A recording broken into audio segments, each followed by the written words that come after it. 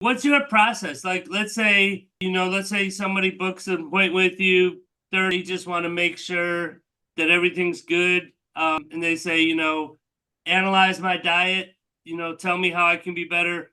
What's the process that you do with them? Okay, excellent question. We have something called the nutrition care professional side of things. We always begin with the diagnosis, and for that matter, the treatment comes the diagnosis.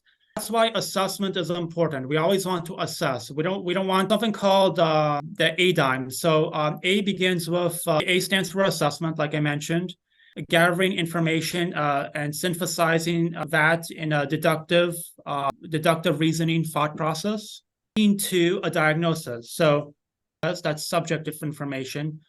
What the data says, prior medical history and lab results, that's objective.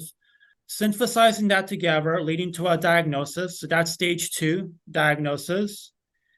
So we have a nutritional diagnosis. It's different than a medical diagnosis because, dietitians, they're not allowed to do medical diagnosis. They can only do nutritional diagnosis, which is different. But once we have that's where we formulate the intervention.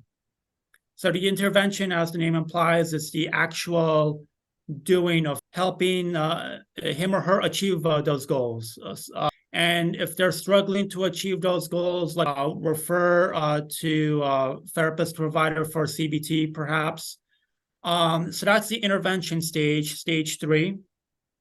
And then the 4th and 5th stages, which happen like during the course of intervention, is called monitoring, and to monitor if there's any progress being made, right? And so how do we monitor? Well, we set